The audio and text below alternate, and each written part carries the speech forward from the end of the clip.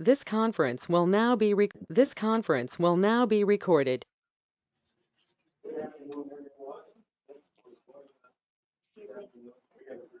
Your mic's not on. There it is.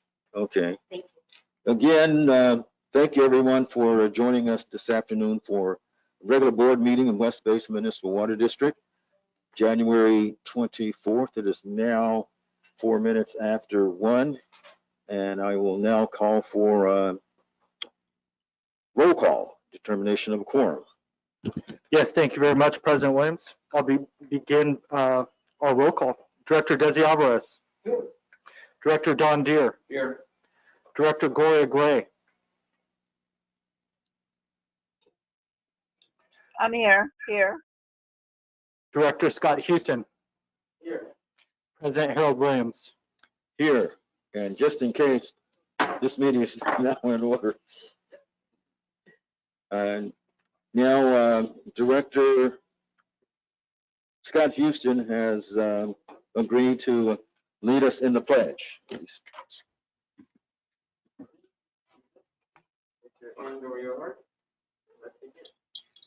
Allegiance to the flag of the United States of America, and the republic for which it stands, one nation, under God, indivisible, with liberty and justice for all.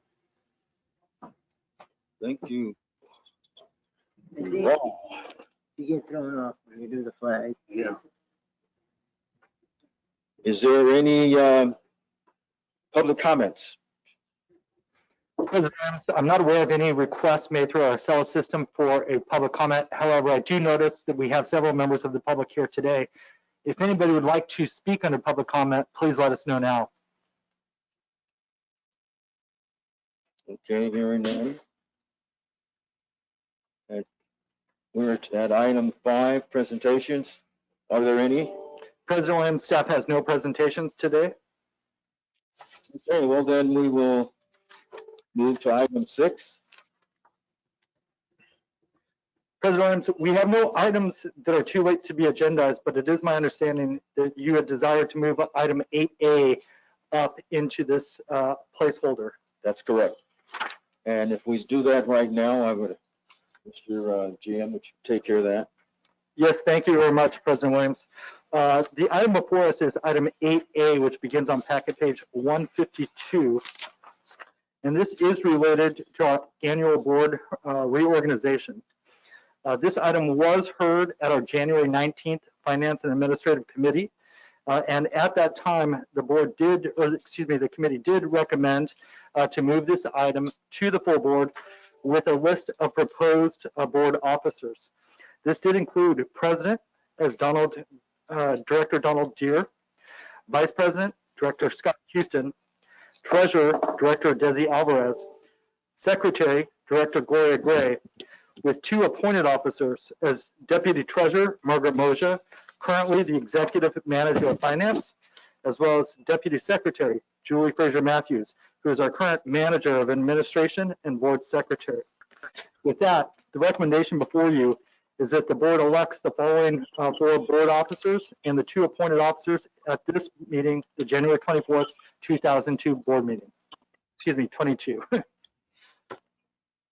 Is there a motion? Mr. Chair, I move the motion. Okay, is there a second? I'll second the motion. Okay, it's been moved and seconded by both Director Gray and Director Alvarez that the staff's recommendation be carried. Any objections? We'll need a roll call, Mr. Roll call, please. Yes. Director Desi Alvarez. Yes. Director Don Deere. Yes. Director Gloria Gray. Yes. Director Scott Houston. And President Williams. Yes.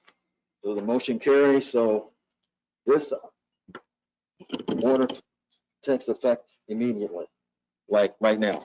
That's correct. Okay. I noticed, thank you very much for that.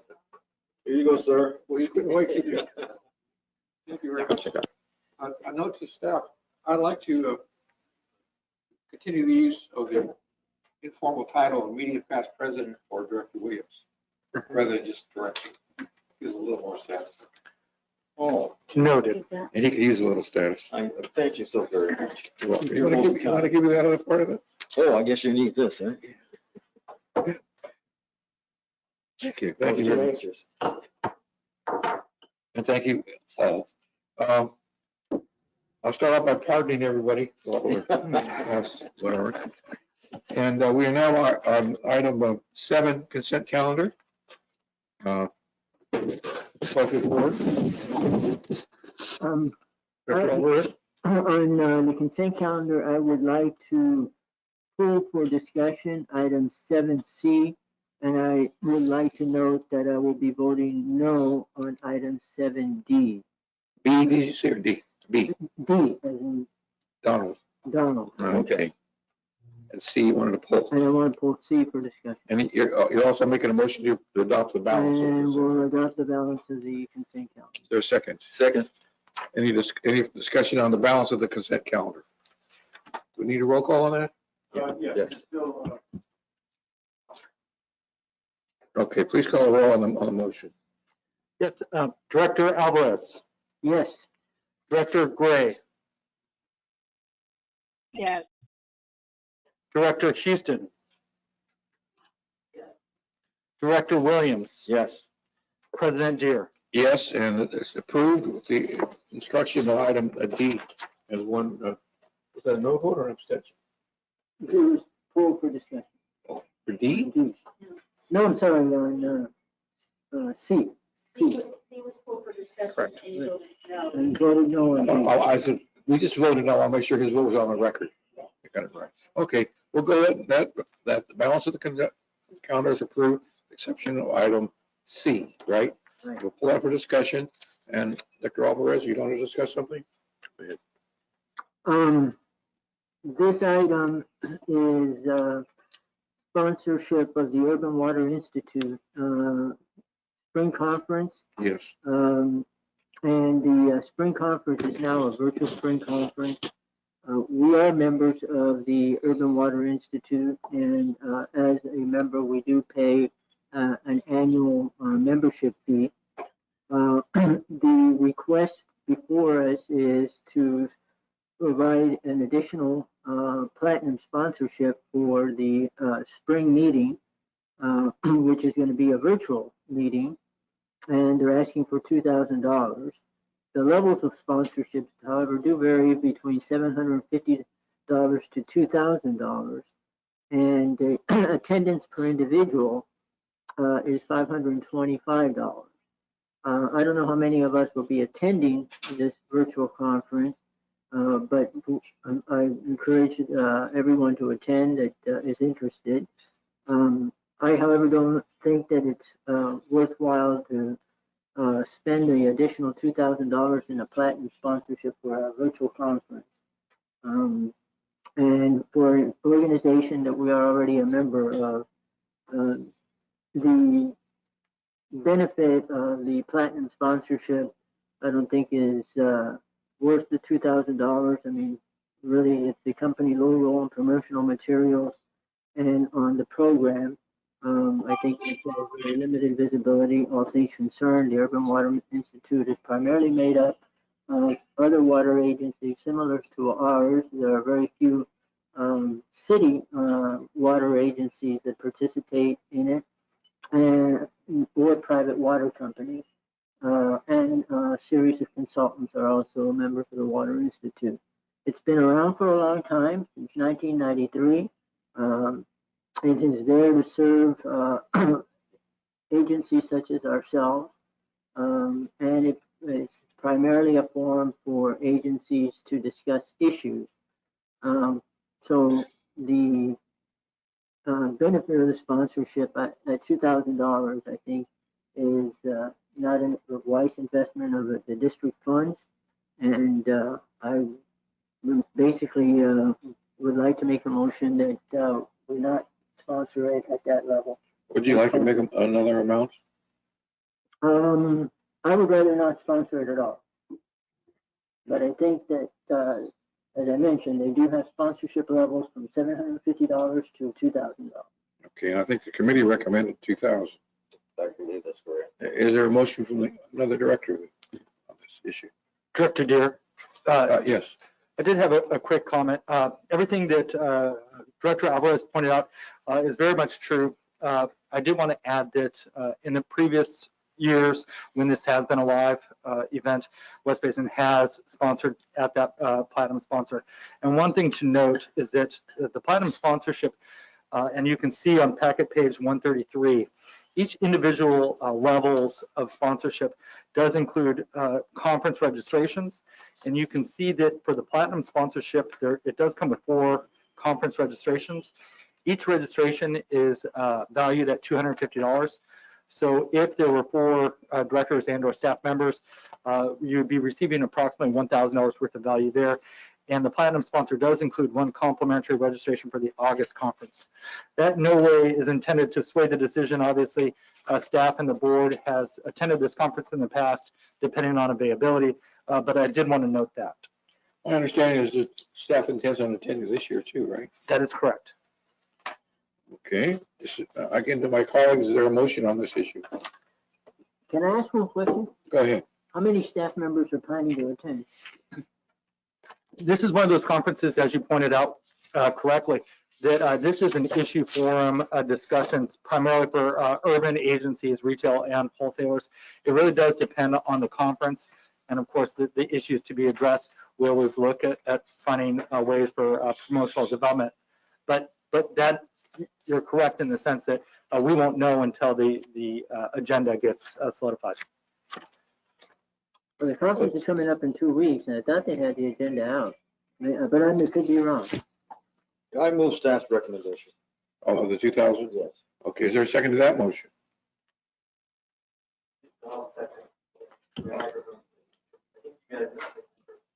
Too many mics on, well. I second. Director Gray, Director Houston already seconded, but we have a motion and a second. Any further discussion? All right, let me call the roll on the motion for the $2,000 sponsorship. Yes, thank you. Director Alvarez? No, Director Gray?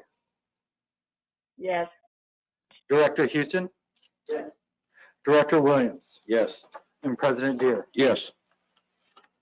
So that motion passes, and we are now on agenda item 8B.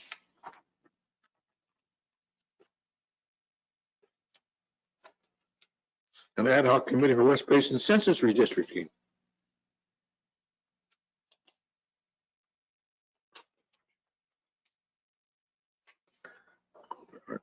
There we go. On the wrong. Is there a staff recommendation, or was this a board recommendation?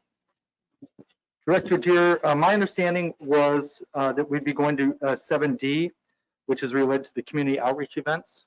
Oh, that's right. We skipped it. I'm sorry. Thank you for bringing that to my attention. So we will go back to 7D. Under the bottom of everything. Yeah, there you go. I didn't pull it. That wouldn't be cool. I apologize. I didn't know if we needed an individual roll call vote noting Director Alvarez's no vote. That was already noted. That was already noted, and that was part of the consent calendar. Okay, Yeah. So that was that. So you're right. It's on the record. correct. Main thing is we want to make sure the record's straight, okay? Yeah. So now we've completed item 7 altogether, and we're on 8. And I thought it was 8B, right? Okay. Ad hoc committee. Is there a motion to approve? I move staff's Move recommendation. the motion. Agree? Did you second?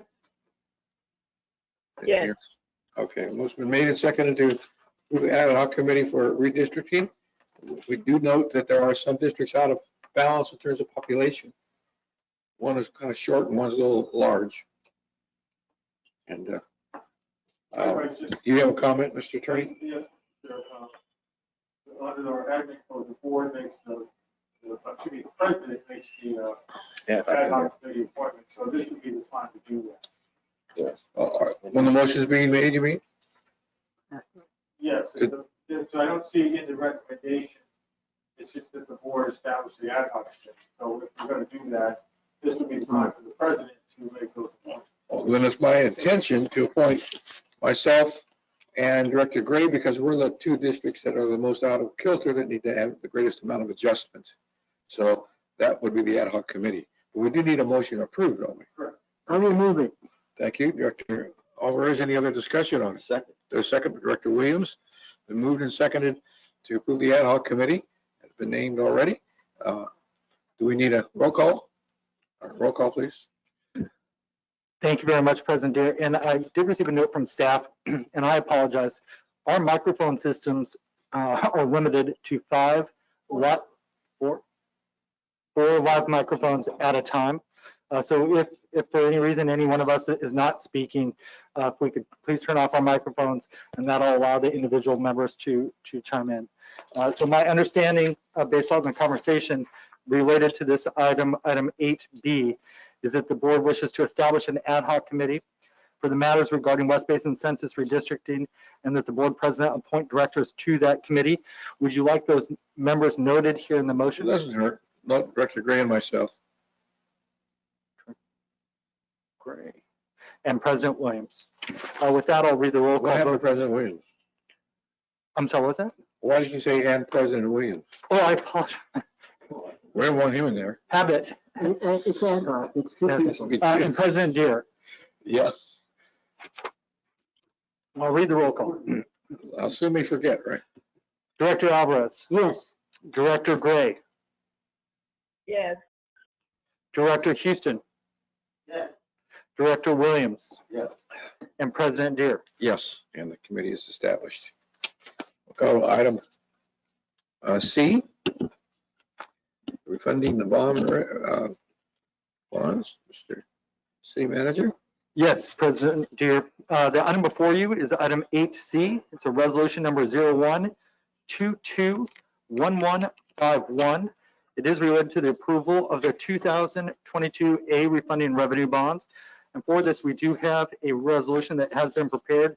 The item does begin on packet page 156. This item was heard at the Finance and Administrative Committee on January 19th and was approved by the committee at that time. We do have our manager of finance, Mary Ann Rexroad, here if you have any questions. But with that, I would leave it to you, President Deere. All right, is there a motion to approve the recommendation? Director Williams moves. There a second? Second. Director Gray seconds. I have some questions. Director Alvarez, you have the floor. There's not going to be a staff presentation? We do have staff here that is available to do the presentation at the direction of the board. Okay. Is there going to be one? We're happy to do that. It's included. If staff can pull that up. The item begins on packet page 156.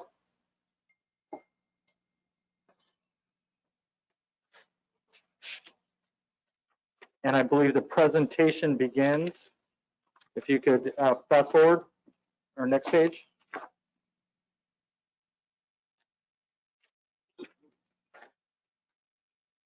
Are you going to put it on the screen too?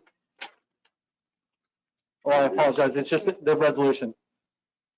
Mary Ann? Yeah. Thank you, EJ. Good afternoon, President Deere and members of the board.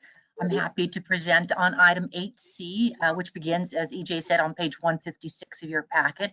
I'm also happy to share the good news about West Basin. Here with us today is our bond counsel, Doug Brown, as well as our municipal advisor, that would be Darren Hodge. They're here to answer any questions you may have as well.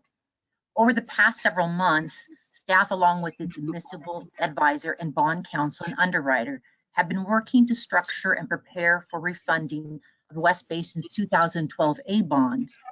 This refunding is for savings only, meaning that there'll be no additional debt added. Excuse me. The estimated savings in today's market is approximately 18%, or about $5.9 million on a present value basis. The refunding maintains the same maturity schedule as the 2012 A bonds, with the last maturity that will occur in August of 2029.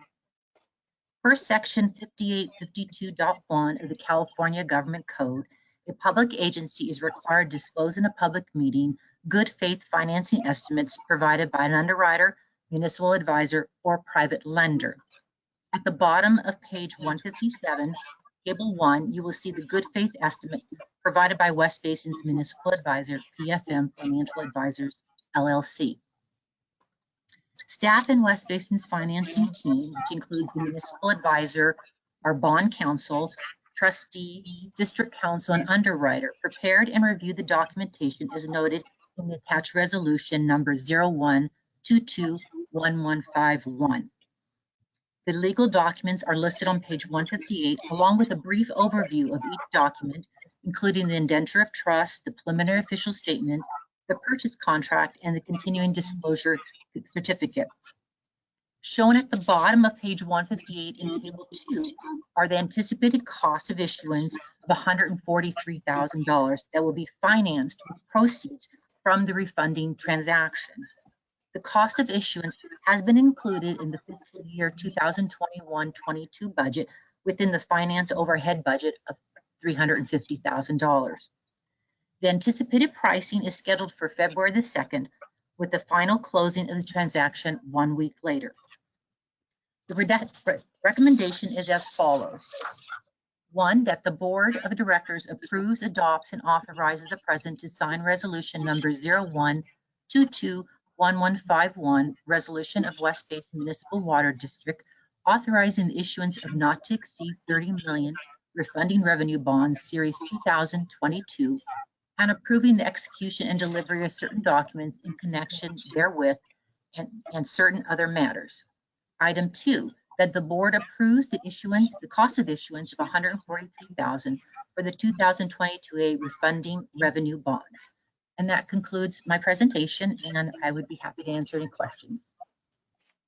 Are there any questions? Yes, I have, can you hear me? Okay, I have just a couple of questions. What is the amount of the bond that's going to be refinanced? If you could move up to page, I think it's 157, you'll see there the par amount is $23,835,000, 300 million, $23,835,000. So the amount of the bond refinancing is 23 million. Sorry, Mary Ann, this is Darren Hodge over at PFM. The other item to add to that is, Director, in terms of the amount of the bond that we are refunding, the amount of that par is about $31.59 million. And as Mary Ann noted, the par amount of bonds that we are issuing is about 24 to refund those bonds. Okay, so just so that I understand it, because in the resolution and the attachments to the resolution, on page 235 of the packet, it did say that we are $31,590,000. So you're saying is that we are refinancing only a portion of the $31.5 million.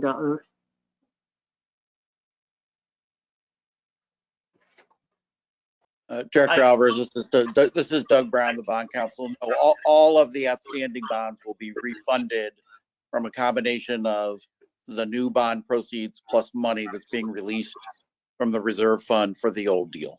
So they will all be refinanced. All right. So we're refinancing a total of $31.5 million, but we're only floating $23.8 million to refinance that. Okay. That is correct. What is the credit rate and the interest rate on the existing bonds that we're refinancing? So the interest rate on the existing bonds that we are refunding, they have interest rates of about 5% currently. Okay, and the credit rating on that is? A AA2 by Moody's. Which, Director, just to point out, it was just reaffirmed by Moody's just this week. I'm sorry? I was just commenting that the The AA rating has been reaffirmed by Moody's just recently this week. Thank you. Okay, and then the new interest rate that we're refinancing at is not to exceed 2.5%, if I read the materials correctly. That is correct. Although right now, based off today's market, we are seeing a much lower interest rate, closer to around 1%. Okay, so we're gonna go from refinancing a bond that's currently at a 5% interest rate to one where we're gonna be paying closer to 1%. On a true interest cost basis, correct. Yep. Very good, thank you. Just got kind of good to know that information, that the purpose of refinancing in this case, even though it's stated, is to save money, but now we understand that the range is quite significant. Okay, those are my questions. Thank you. Any other discussion? We have a motion and a second, right? Yes, you do. Okay, let's call it all the motion. Director Alvarez, Yes. Director Gray, Yes. Director Houston, Director Williams, Yes. and President Deere. Yes, and the recommendation is approved. We're now on item 8D. Reorganizing Brown Act provisions, virtual meetings. Yes, thank you very much, President Deere.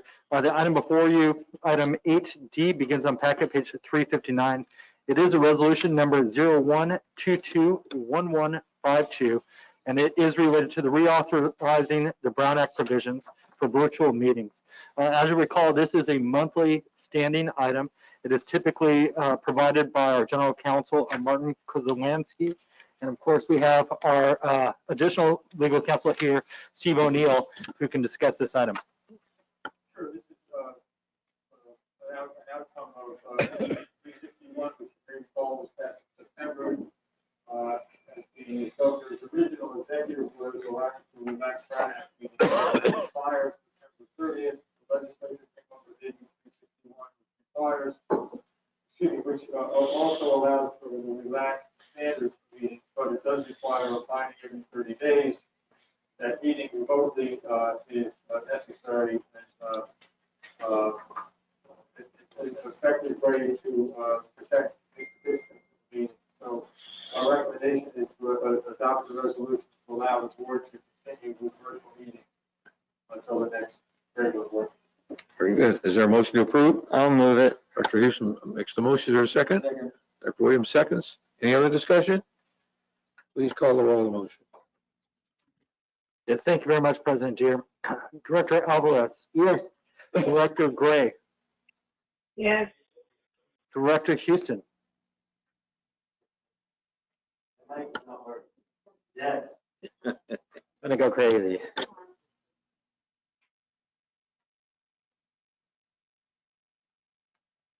Director Williams. Yes. And President Deere. Yes. And the motion passes. We're now on item 9, information calendar.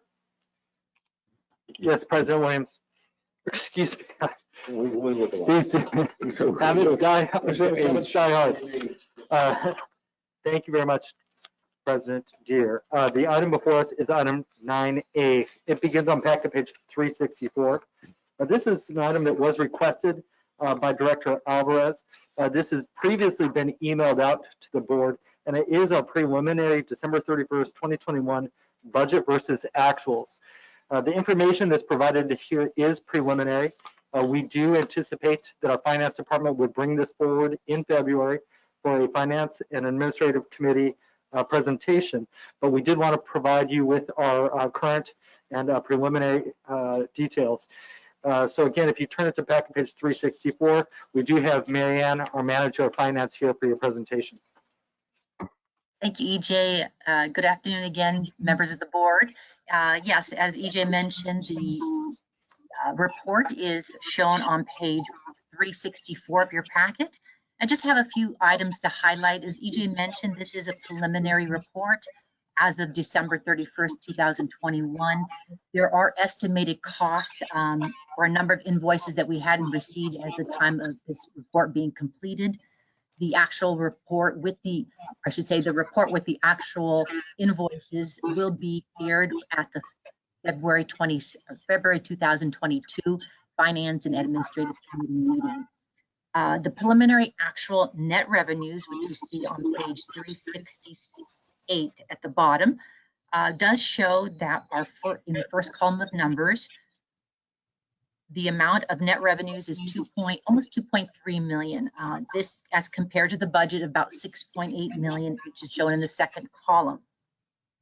The variance of 4.5 million is partially due to less than anticipated operating revenues.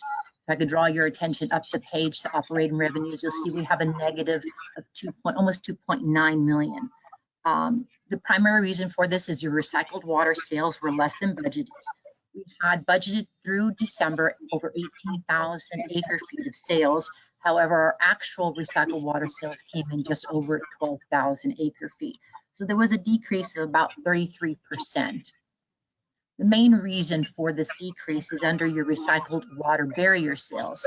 We had budgeted over 5,500 acre feet in sales, and our production was just over 200 acre feet. So that was a decrease of about 5,300 acre feet.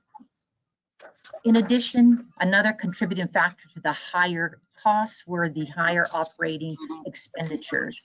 Two primary reasons for the higher than budgeted costs are due to your imported water purchases and the recycling operations. Both are higher than anticipated as a result of the Hyperion spill. On the positive side, under your standby charge revenues, you'll see a higher than budgeted amount. Last item I want to note is the preliminary overall debt coverage for the 6 months ending December 31st, 2021 is estimated at 1.21. And with that, that concludes my report, and I'd be happy to answer any questions. Are there any questions? Yes. Director Alvarez. Marianne, the CIP expenditures are not included in the operating expenditures? That's correct, Director. They are not? They are not. I don't think you'd have that number in front of you, but could you provide that? And the CIP, some, if not all, some portion of it is paid out of operating revenues? That's correct. We have a pay-go account, and that's what we'll use for certain expenditures that will qualify under that. Okay, so when you bring this item back next month, it would be good to see the CIP expenditures in there, and if we can then have a breakdown by CIP project number, so that however many projects we got, we understand how much money's been spent on those projects for this current fiscal year. And similarly, I would ask for a little more detail under all of these categories. They tend to be very broad categories. And I know that you do track things in much more minutia than this. I'm not asking for the penultimate minutia, but I am asking for additional breakdowns of what goes into each one of these operating categories, just so that we're better able to understand and see where funds are being spent that may be over or under or right on target. And then with the issue regarding both the imported water sales and the recycled water sales, I know that you provided an explanation of that, and I would appreciate further discussion of that item also, and kind of our projections through the end of the year. I think we're seeing some variances in those items, and that's going to be a large dollar amount. All right, we'll bring that next month. Okay, very good. Thank you. You're welcome. Any other comments? We need to receive and file this report, right? Yeah, I'll move the receive and file the report. There's a second? Second, Director Williams. Any other discussion? Call the roll, please. Director Alvarez, Yes. Director Gray, Yes. Yes. Director Houston, Yes. Director Williams, Yes. President Deere. Yes. Item 10, we have several items to receive and file, 13 altogether. Does anyone want to poll anyone for a specific? Yes, Mr. President, this is Director Houston.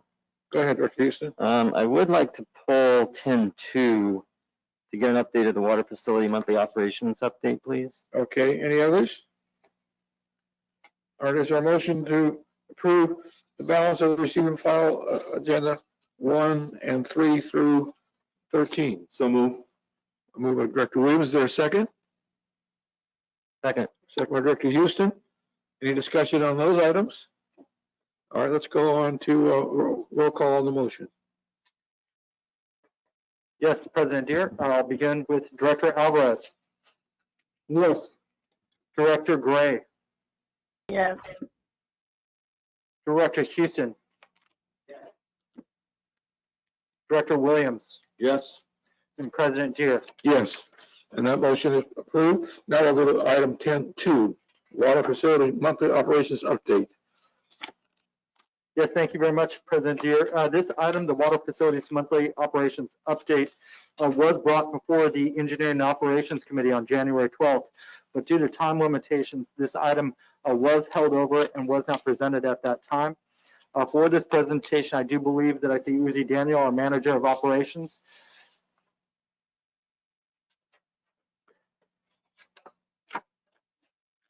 Good afternoon, directors. We actually, if someone could pull that up, the presentation, or we have it there, that's perfect. And Susanna Lee will start us off with this. Thank you. Good afternoon, members of the board and President Deere. Just want to give you, first of all, update on the influent water quality for the month of December.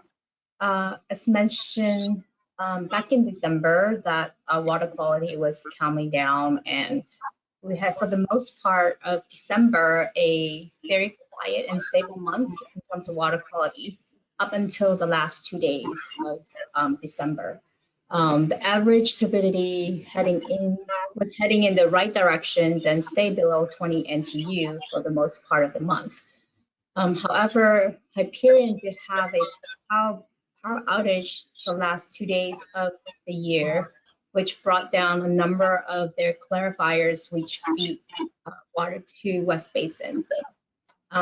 With that, the influent water quality was deteriorated, and then it went about 50 NTU. And at the start of the new year, it went as high as over 200 NTU. There were a couple other power outages following on the December outage, which prevented us ultimately the startup of the barrier at the beginning of this month. We will provide more updates in the February ENO committee, but as of right now, Hyperion water quality is still not as stable as we would like. The good news is that, though, for the month of December, we did meet all of the water quality permit requirement. So next page, if you can move to the next slide. This is just a closer look and just give you a comparison of where we were back in July up until December. As you can see in the tail end of December, turbidity really spiked up. And it's still, we're still way above where our normal of 13 NTU will be. So it's still affecting our processes within ECL. And now I'm going to turn it over to Barcap and an update on the Hyperion upset costs. Barcap? Thank you, Susanna. Good afternoon, directors. You've seen this slide before in past committee meetings. This is just some of the stats that we shared with you in past committee meetings about how much really Hyperion has impacted us. Numbers that you see before you are more related to the first 3 months. And so for the update today, we'll talk about 2 additional months, so a total of 5 months, the impact of 5 months of the Hyperion sewer spill and the water quality issues that followed the spill event. Next slide, please. So for the 3 months that we reported a couple months ago, we had estimated a $13.1 million overall impact, and that was based on 3 categories. The first category, that's the red boxes on the left of the screen, were basically estimated cost increase in recycled water production and delivery. So that cost component was about $5.8 million going up. And then also we talked about the loss in sales. That was estimated at 5.2. And then we also talked about the loss in acid and membrane lifespan. That estimate was about 2.1. So overall, 13.1 was the estimated amount for the first 3 months. Next slide, please. So in the next 2 slides, you'll see the numbers coming in for October and November. And so that 5.8 went up to 8.1 in terms of increased costs of recycled water delivery. Next slide, please. And revenues also, cost of lost revenue also went up from 5.2 to 8.3. The estimated impact of the asset lifespan, that doesn't change because it's our estimate moving forward. So the new number that you'll see here on the next slide is $18.6 million in value. That concludes our update regarding the Hyperion spill. I will turn things over back to Susanna to continue the presentation. Okay, thank you, Barkev. And here, like we have in the past, we bring to the board's attention any new topic regarding operations and any upcoming RFP. So today, we're discussing the motor repair on-call contract. Since 2016, operations began having put in place on-call contracts for pump and motor repair. And the purpose is to expedite the repair process for these 2 types of assets, because the age of assets within our plants are getting older and older. We see a more increased needs for this type of repair. So this really helped the operation team to minimize the number of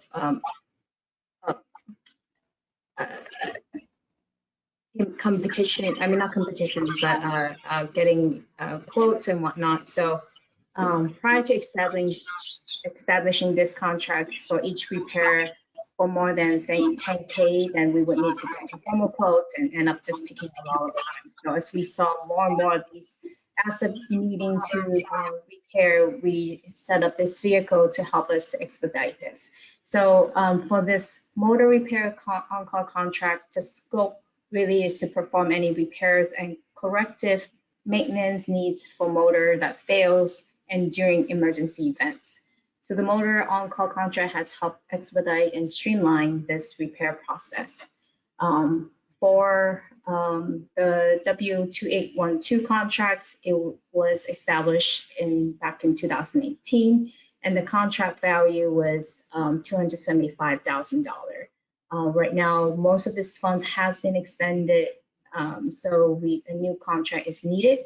And RFP was sent out 2 weeks ago, and we're expecting this in the coming days. And we will be coming back to the board for approval in February.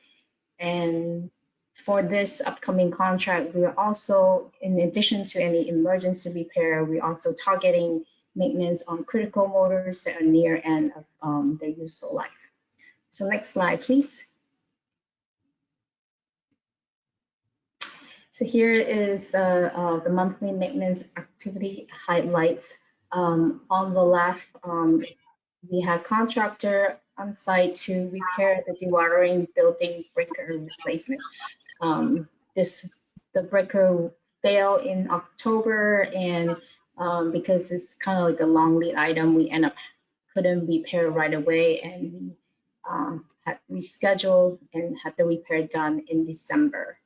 In the middle, the crew was trying to get ready for Unit 19 for Phase 4 to be back online, and so this was a CIP in progress.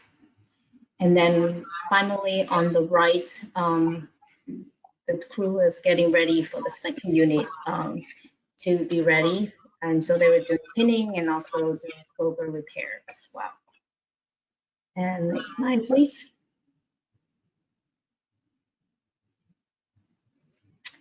And this is the regular compliance slide, and it was a sort of quiet month for the month of December. We submitted a total of 2 reports for submittals, and we also paid the second quarter surcharge payment, and staff had analyzed a total of 483 samples, and we received no notice of violations.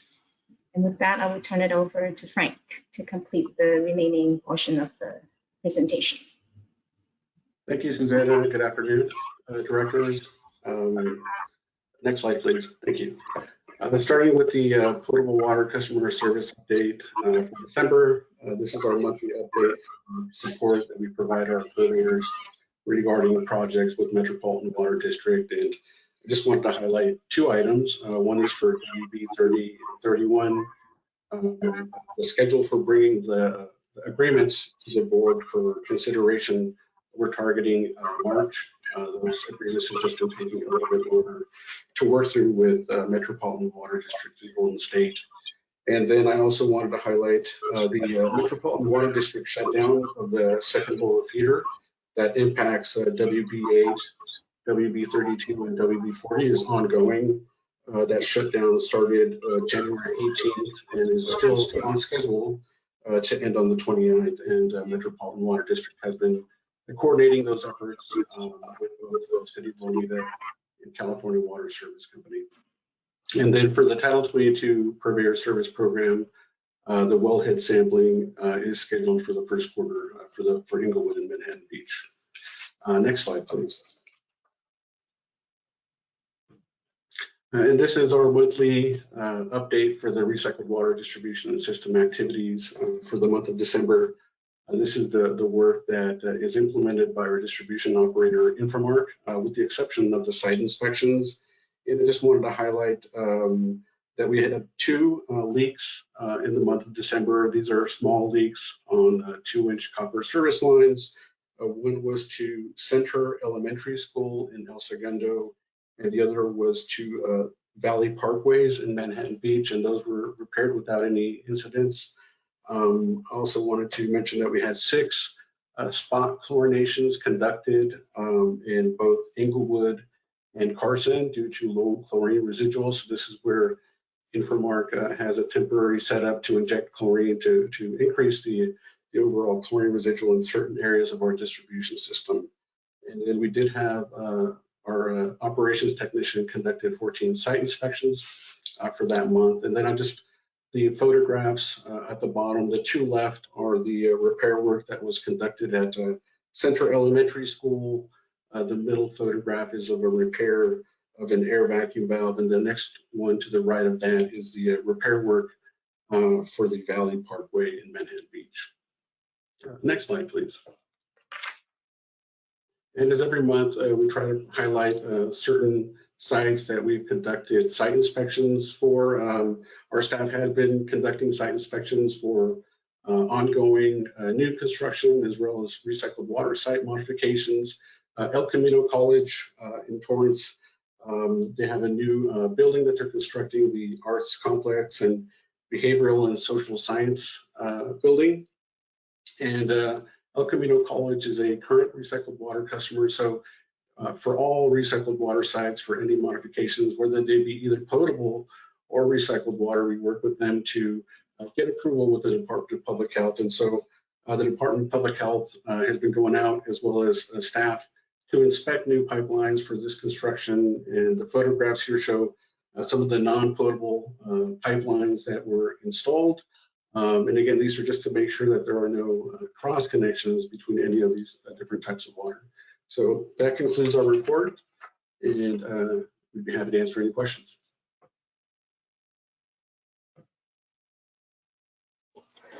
This is Mr. President.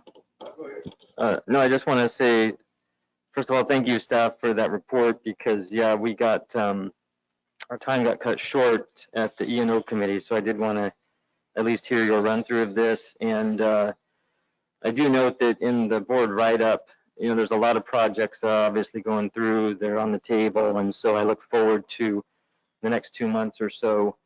You guys will get more updates as to when some of these are getting closer to completion, and I think we need to talk about, as I've said before, our community outreach on those in those respective neighborhoods.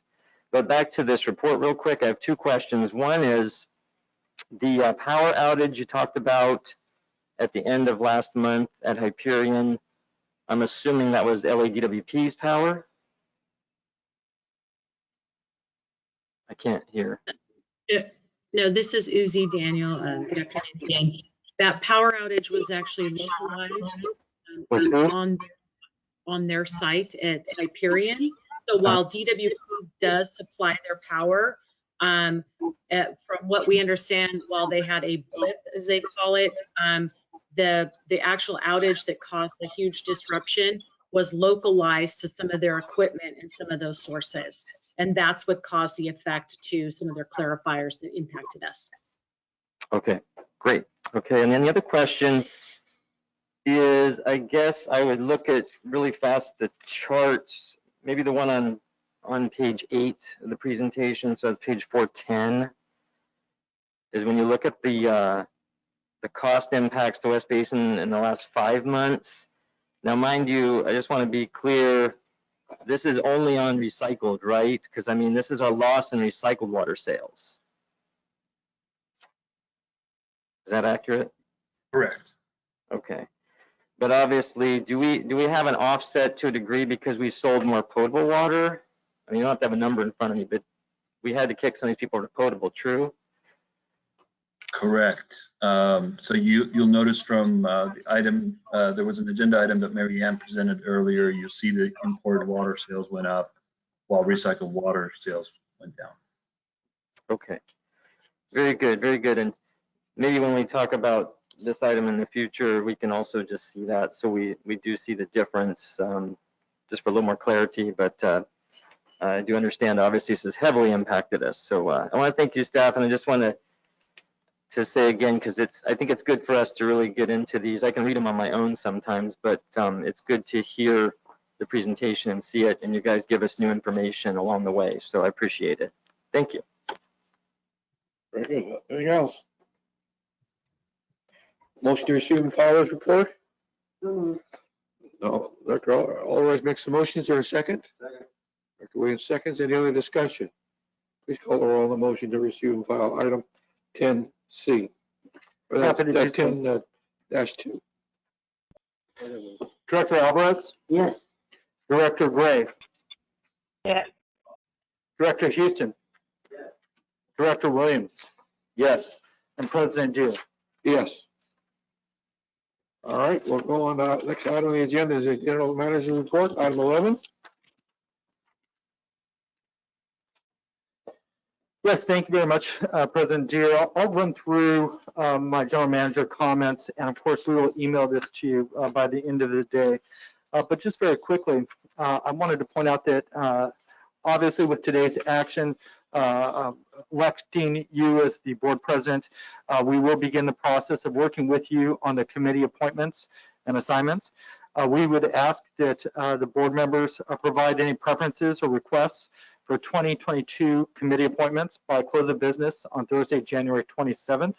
You can email those to Julie Fraser Matthews, and she'll be happy to coordinate and work with the board president. As a reminder, the board president of the board will appoint members of the standing board committees. These appointments must be ratified by a majority of the board. So these items will be coming back for the February F&A committee. And as I just mentioned, staff will work with the board president to get this item agendized for ratification. Secondly, I wanted to highlight our water use efficiency team and of course our public information and education team. We host our quarterly resiliency work group meeting for not just our municipalities, but all of our individual retailers. We've been doing this for a number of years. It allows us to get on the same page, coordinate not just our marketing efforts, but make sure that we understand what their programs are, what our programs are, and really promote what Metropolitan Water District is doing. And we have that quarterly update coming up on January 27th at 11 a.m. So if you'd like to attend, please let us know. We can make sure that you have that information. Just a quick reminder that we do have our first in-person rain barrel distribution event. The first of two in-person rain barrel distribution events is scheduled for this Saturday, January 29th, at the Edward C. Little Water Recycling Facility, with an estimated 200 rain barrels to be distributed by West Basin staff and South Bay City Council of Government volunteers. The second in-person event will be held next Saturday, February 5th, at the DLD building, with an estimated 100 rain barrels to be distributed by West Basin staff. It's really important to note that staff is taking this event very seriously. We want to make sure that we do this in a very safe and responsible manner. We'll be taking all precautions to not only stay separated within our groups as far as volunteers and workers are concerned, but then of course making sure that all the individual cars that are coming to pick up those rain barrels stay in their car, sign their documents, and then of course we'll load them in. So we're excited about this. It's been a while since we've been able to host one of these events, and so we'll be bringing that back. The next item I have, and of course Mary Ann Rexroad did mention this, but in conjunction with the planned financing transaction to refinance the 2012 bonds, the district's credit rating with Moody's was affirmed on January 21st, 2022, with an AA2 rating with a stable outlook. And of course, as mentioned during that item and from our bond council, this allows us to ensure that we get the best interest rates available when we do take actions as we did today. So I just wanted to note that, and of course give credit to our finance team. The next item I have is related to grant funding. Through an application submitted through the California Special District Association, the district was awarded $2.4 million in COVID-19 relief funds under the $100 million worth of relief approved by the state legislature within last year's state budget. That's obviously significant funding, and we're very excited about that. Again, a lot of people here on West Basin staff contributed to this overall effort, and to be awarded $2.4 million is an exciting thing. The funding arrives after special districts across California experienced budget and staff cuts necessitated as a result of the COVID pandemic through the 2020 and 2021 years. California special districts provided essential services to their local communities, maintained a large portion of the state's critical infrastructure, and employed thousands of frontline workers, but initially did not receive any funding under this, and so it was a really united effort for special districts to pursue this. The next item I have for you is our Water is Life Student Art Contest. The Water is Life Student Art Contest launched on Monday, January 10th, and has already received great feedback from local service areas, schools. To date, staff has received requests for 17 free classroom art kits and supply kits, and 19 art lessons, with more expected in the future. Staff has already begun distributing the kits, and the first art lessons took place virtually on Friday, January 21st. Again, great credit to not only Metropolitan Water District, who initiates this program, but our education staff, both Daryl and Janelle, who do a great job of outreach. And I hope you all received the notices. I know that I sent them out to the board to kind of see exactly the information that was being provided to the schools, but also the information that's located on our website so that anybody can have access, even if you're homeschooled or, of course, you attend a private school. So we're excited about that. A bit of bad news, and I believe he's still on here. We did receive notice that our plant manager at the Edward C. Little Water Recycling Facility, Lorenzo, will be leaving Suez in the near future. Obviously, Lorenzo has been with us for approximately, I think, 6 years and serving in his current role for the past 3+ years. So that is a significant loss to have somebody with that much knowledge of the Edward C. Little facility. and of course, West Basin Municipal Water District. Staff hopes to bring forth some recognition in the coming weeks, and we can possibly invite him to a future meeting to really recognize his efforts on behalf of West Basin Municipal Water District and at our facility. I'll just quickly now run through some of our ad hoc activities. The Brewer to Salter Ad Hoc Committee met on January 10th, again on January 13th, and then of course today on January 24th to really talk about the progression of the decommissioning of the Brewer Ad Hoc extraction well. I want to give a lot of credit to our engineering operations staff. They've done an excellent job of really organizing and working with the multiple stakeholders, including the Water Replenishment District of Southern California and Southern California SoCal Water Company, as far as working with them to move this program forward. Our next meeting will be on February 7th. The City of Los Angeles Ad Hoc did meet on Monday, December 27th.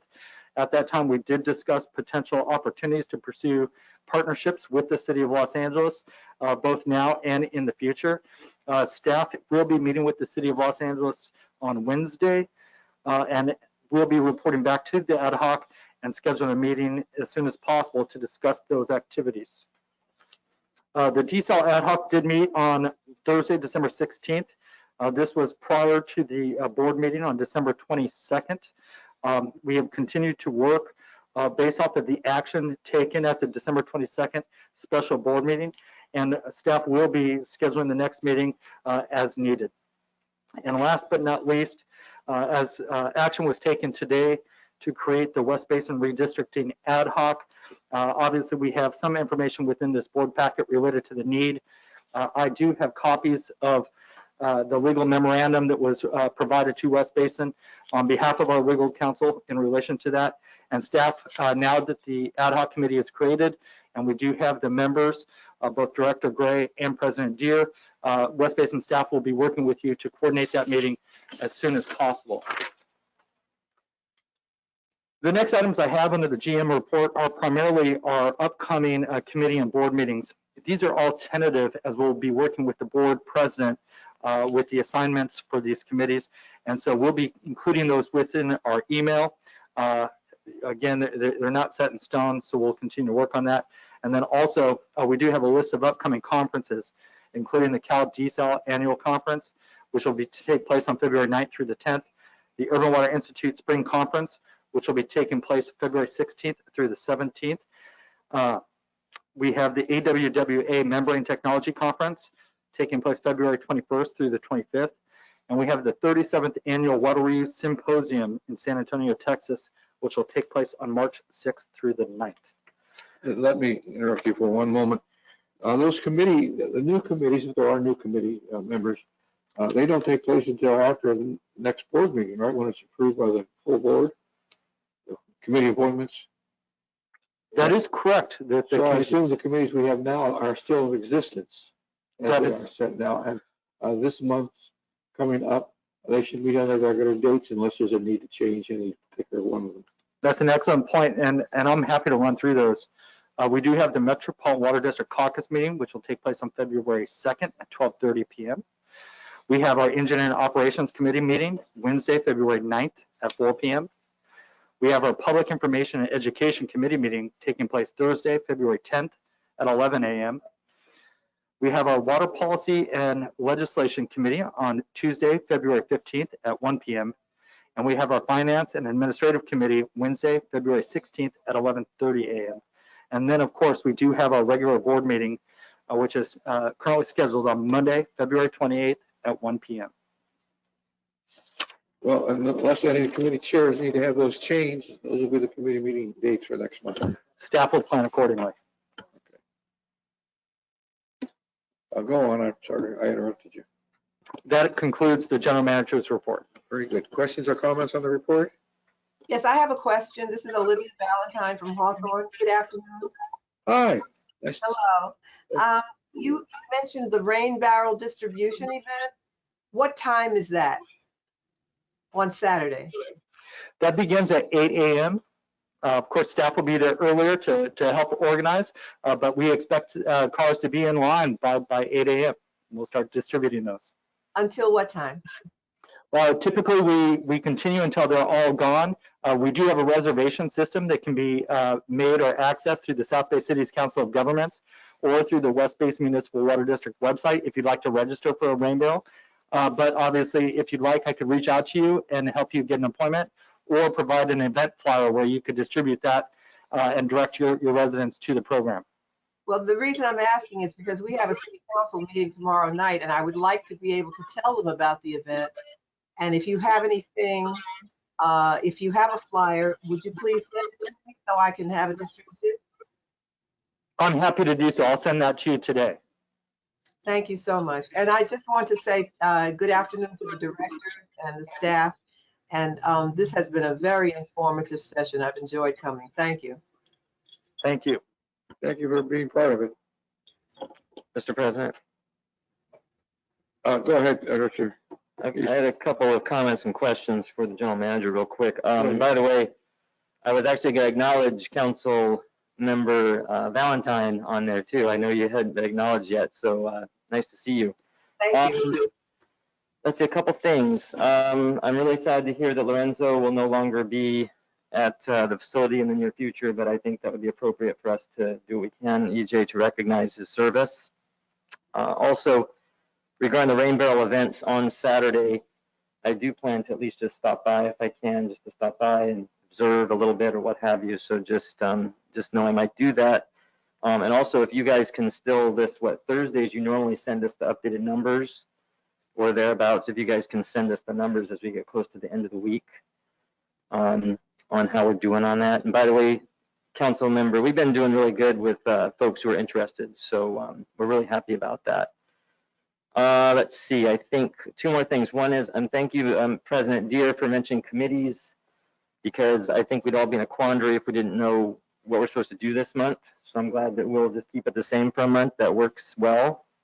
And last but not least, I'm very glad to hear that we were awarded those funds through the administration, EJ, and the work of the Special Districts Association. So as I've said here many times before, I think the special districts do have to work together, and the cities were hurting and getting a lot of funding, and the counties, but special districts were not. So that's actually really good for all of us who've also had to incur costs we didn't expect in the pandemic.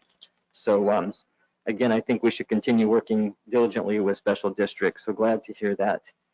And that's it.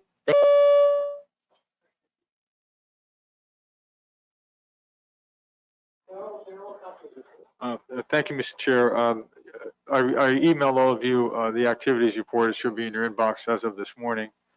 And we also do have a closed session today on several items as described in items 14A through E of the agenda. That concludes my general counsel report.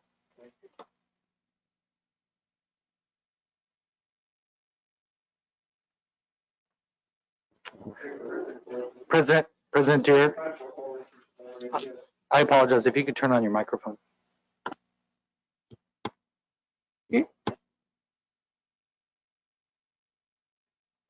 Thank you very much. I don't usually make that mistake. I'm slipping. All right. Where were we? AB 1234 report. Anyone have an oral report? Director Houston? Yeah, just on the AB 1234, I'll just report that, let's see, January 10th, I attended the Brewer Ad Hoc Committee meeting. And on January 11th, I attended the Metropolitan Water District meeting virtually. Any other oral reports?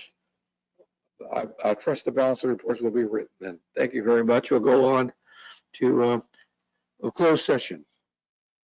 If there's no other business before we get to that, we'll adjourn to a closed session. Yes, you had something? You have to announce the closed session. Right? Yeah, I just want to announce, so we're going to have a closed session pursuant to items 14A through E on the agenda.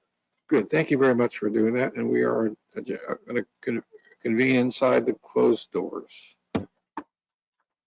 or a closed session. Talk about secret stuff.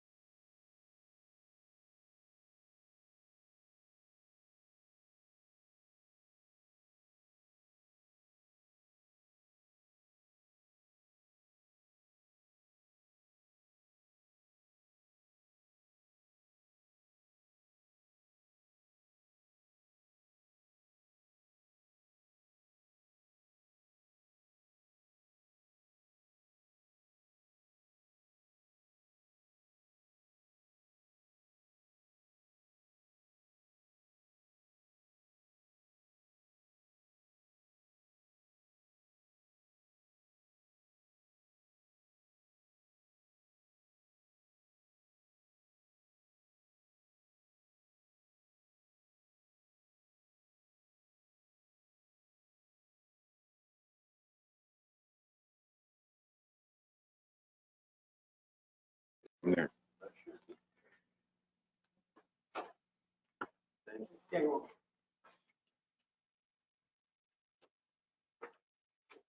All right, can we reconvene the regular board meeting? And I saw council discuss closed session.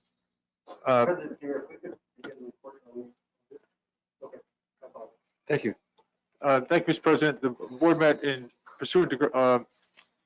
closed session pursuant to Government Code Section 54956.8 to discuss real property negotiations concerning the El Segundo Energy Center plant. Instruction was given to council. No reportable action was taken. The board also met pursuant to sections 54957 to discuss performance review of interim general manager and performance review of general counsel. No reportable action was taken. Instruction was given to staff and council on those matters.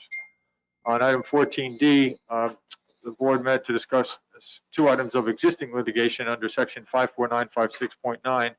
Those items being LA Waterkeeper versus West Basin and Rastegar versus West Basin. Instruction was given to council. No reportable action on those matters. And lastly, the board discussed under 14E, pursuant to section 54957, public employment general manager. Board had a discussion concerning that matter. No reportable action arose from that matter as well. That concludes my closed session report. Thank you very much. We're now on item 15, director's comments and future agenda items. Ask my colleagues if they have comments or items to discuss. Director Houston. I do. Thank you, Mr. President. The only thing I wanted to bring up was what